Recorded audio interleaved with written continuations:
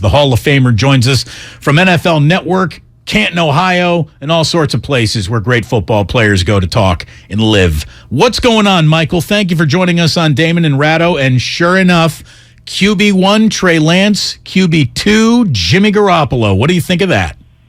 Well, first of all, let me address this working 8-9 hours shifting, and as you and Ratto sit over there and play this game. Now, yes, you can get out of there early. You may not put in, maybe your show's only 4 hours that you're really putting in on the show. But the reality is, you're working more than that.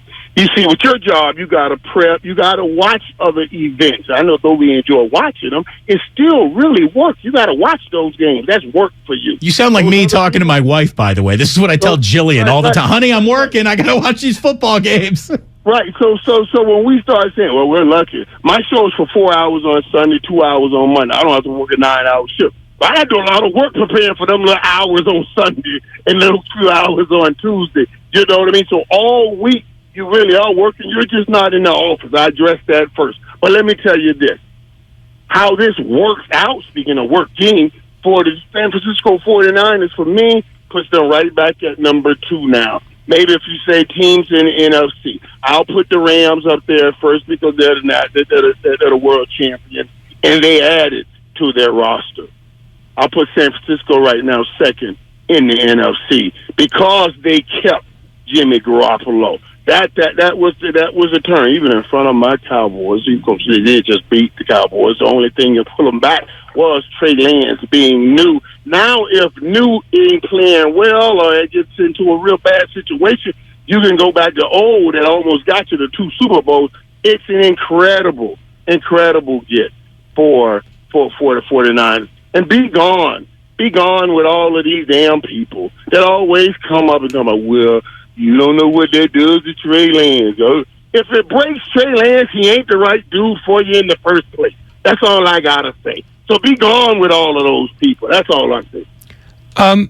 Along those lines, do you remember a time when somebody was playing a position, the team made a trade to strengthen said position, and that player was actually broken by the introduction of the new player?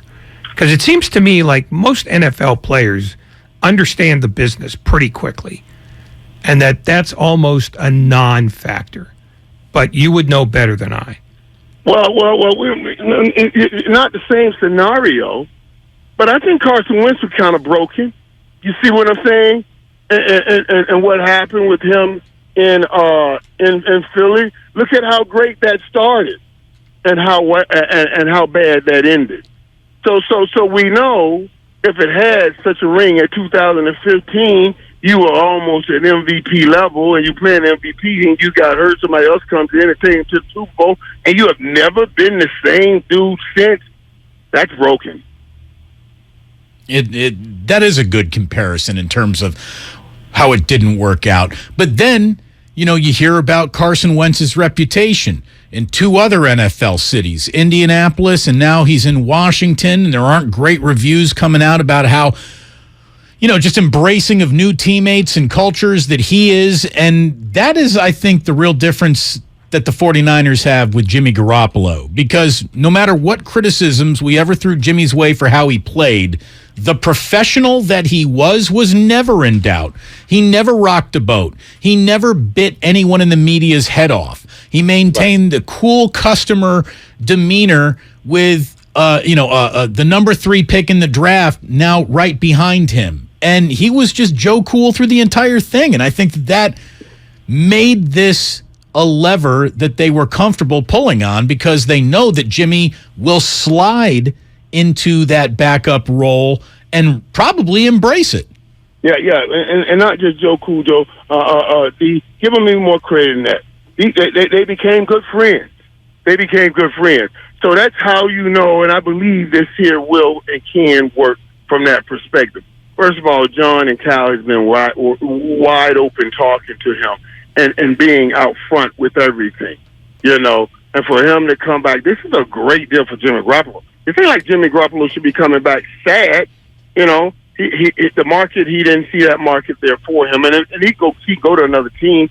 But what does he really have? What kind of opportunity does he really have? In 12 months, you stay on this team. If something happens, trade, you get a chance to play. You get no trade call, so you can go to whatever team you want to. They can't just send you to any team, and you can make you some money right around and be with your boys this season. I thought it was a perfect play out for both of those guys, actually. How much, though, do you think it changes their ability to win if Lance plays the whole 17 games? Because it's a big talker because it's an unusual thing to do. But aren't we still talking about a backup? Yeah, you're talking about Garoppolo. Yeah. Yeah, we're still talking about a backup. But here's how you strengthen your team. And I remember, they were trying to say it around here one time when we had a backup. I was like, stop saying that. But you could probably really say it, because 1 year one guy's a starter and then the next year he's a backup. You really do probably have the best backup in the NFL. Nobody has a backup position well covered, more so I believe, than San Francisco. I think they were trying to say that one time around here when we got the guy from Cincinnati, and I was like, hey, wait a minute. I'm not buying that. The John Kitna era? No. It was, Reds. Oh. Yeah, Andy Dalton. We let that man go. But Andy Dalton. Tried to say with old red rifle around here. I was like, wait a minute. That's not true. But in this case, it is true. You guys, your guy has been to a Super Bowl. Your guy's almost gotten to a Super Bowl, and now he slides in that back. You say that about red rifle, I'm like, stop it. But it is the truth. So San Fran, that's why I say now they have to go in that number 2 spot. Well, here's the deal. I mean, it's real simple, Michael. The Cowboys should have a very, very good year as long as Dak Prescott can start. The minute it's Ben DiNucci's team, all bets are off, right? Yeah, but okay, as sad as I want to be about that, we just talked about that. That's 30 other teams in the National Football League right now. That's 30 other teams that we're talking about in the same scenario. Maybe you can find 2 good teams with 2 good backups that can hold it together while for 3 or 4 weeks. All you're really asking the backup to do is what Cooper Rush did for Dallas last year in the Minnesota game. Can you come in and get us 1? Just basic bridges down. You don't want it to go to 2. That's too much. You don't want it to go to 2. You want 1. That's it. The Hall of Famer, Michael Irvin, here on 95.7 The Game. We talked to you so much about Deebo Samuel, as it looked like there was a little acrimony brewing that went all the way to the holdout and the standoff, and finally now it's done, and everyone should be pretty satisfied with the way it's been done. Have you talked to Deebo at all since he signed and re-signed with the Niners, and is he as happy about it as I think he should be? Because I think he is very well positioned. Yeah, I told to Deebo. Absolutely, man. I told you he called me with his rookie, with one of his rookies in his room at training camp. We got a chance to chat. He had a little young buck running around. I said, look at him. He's already passing it on. You see what I'm saying? Let me tell you something. If the thing was carrying on, he would have been standoffish from people. You wouldn't have seen that. I wouldn't have seen a FaceTime. Yeah, I got my buck right here. Teach him a buck. That's each one teach one. That's the real brotherhood of the NFL. So yeah, he looked happy, man. He looked happy and ready to go. I was happy for him, man. We laughed, and I told him I was right after I had talked to you guys. And right after I talked to you guys, he called me later on after that last time we talked, and I told you when I had texted him saying I'll see you in the hall, and I had told him then, when he called me after that, I said, remember now, I said, you heard what I said? I said, now remember now, because, you may try to go play 20 years, and then that's 25 years from now. I may be saying, I'm gonna be an old man. Just in case I didn't remember what I said, come on over and remind me, Michael. Yeah, I know you can't remember this, but this is what you said. I just wanted to say hi. We were laughing about that, you know what I'm saying? But yeah, he's in good spirits. It was great spirits. Did you get the sense when you talked to him after the deal was done that he was actually okay all along with how they were going to use him? Because it seems like that's the one thing that he didn't get out of an otherwise useful contract for him, which was any limitation on how the 49ers were going to use him. Or did he give you a sense? Go ahead. Go ahead. No, go ahead and let me get out. Let me get out. Okay. Go ahead. Or did he give you a sense that they weren't going to use him as a running back as often as they did last year? No. And listen, I try to tell you guys, you can't go fight him. And they did the right thing. Don't go and fight him on that. Just don't put that fight between Kyle and him, John and him, because then it'll come off the wrong way. Just let that be between him and him when he's looking at his teammates. You see what I'm saying? That's all. That's all you got to. Don't worry about that. Say, hey, man. Hey. Team needs you here, buddy. Can you get back? Don't worry about that. He'll take care of it. You see, but if it's a fight between him and front office, it'll come off wrong.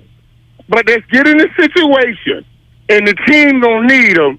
Oh, don't sweat it. Now the fight is between him, and every time he'll step out for that team. You see what I'm saying? That's why that didn't even need. You address it in the right way. Hey, listen, we'll talk through how you want to be used. That's all you have to say in the negotiation. We don't have to put anything on paper. We'll talk through how you want to be used, and then get him on the field and let him look at his teammates. You get anything you need out of. I guarantee you.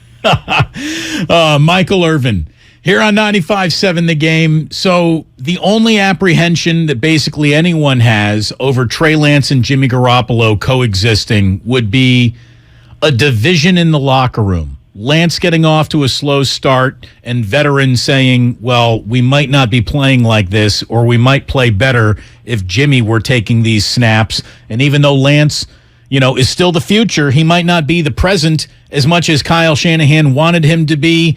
And that's how maybe a locker room could divide. I will say that I have not seen any toxicity really ever come out of that Kyle Shanahan 49er locker room. So I'm going to give them a little house credit and assume that they can get through that. But have you ever stood in a locker room divided? And can you tell us how that plays out as players start talking to each other? Well, I have never really been in a locker room divided, and especially a locker room divided at that quarterback position. You see what I'm saying? And that's a tough place right there. I do not believe that you guys are in danger of any of that. You know what I'm saying? This transition, Debo and all the guys, they are going to be there for Trey, and they know. I don't know why guys think that we don't know that it takes time for young guys to learn the game.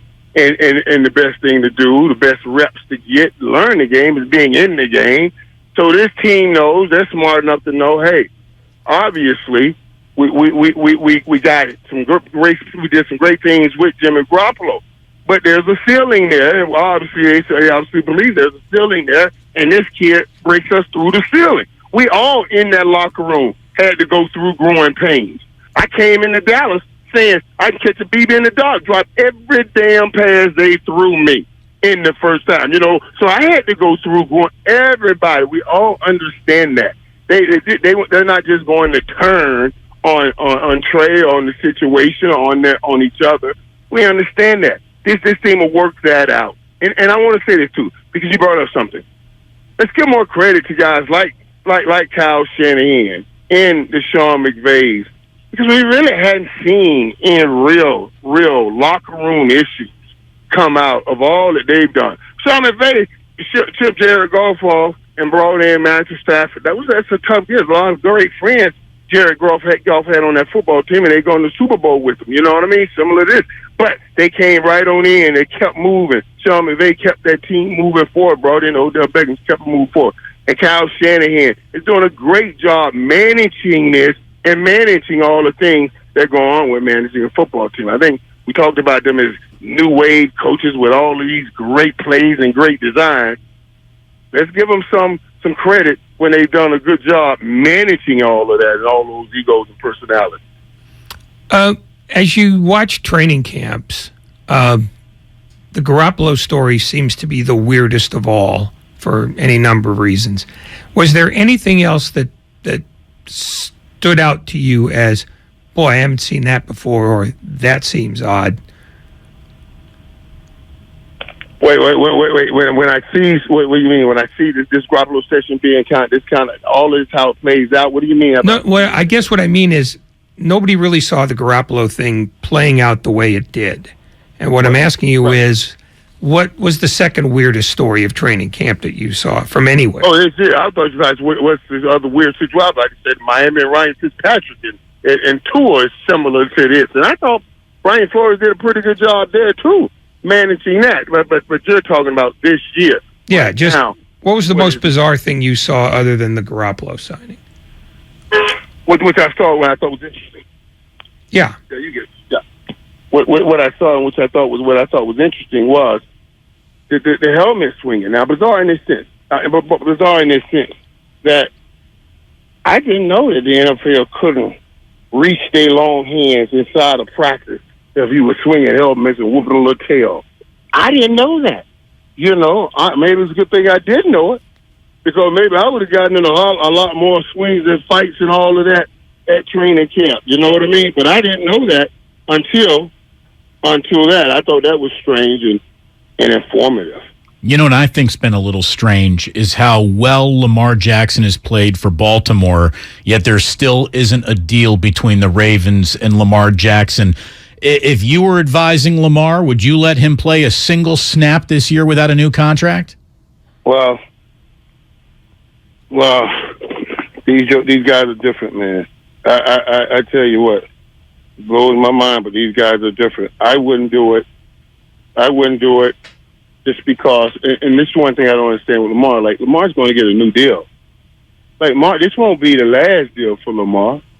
He's going to have a new deal coming. He'll get all 5 years. So, if you get $200 million guaranteed or $230, if I'm going to really end up getting all 5 years, you know what I'm saying? So that's the only thing I'm saying. Why won't he take that if they got 200? But I don't know if they got 200 on the deal for him right now.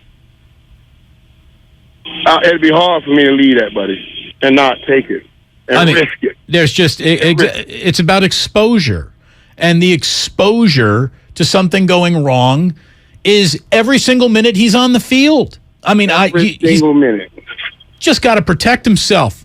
And even take less money right now to protect yourself. Don't play the hard ball that maybe your agent would. He doesn't have an agent to play that hard ball. If I were him, I'd just get some guarantees, man. I really would. Right. And go get that money now. But, hey, listen, these guys are doing what they do. They want what they want, and I understand it. Hey, more power to them. If they got the kahunas to go and hold out and risk $200 million trying to get that extra 30, I'm with it. Go with power. I hope it doesn't happen. But we watched Dak Prescott have a gruesome injury and still end up getting all his money. So, the only thing is he'll be affected differently because he runs so much. And that's what I worry about with Lamar. That's why I'm saying go get that $200 million, buddy, and get that whole deal.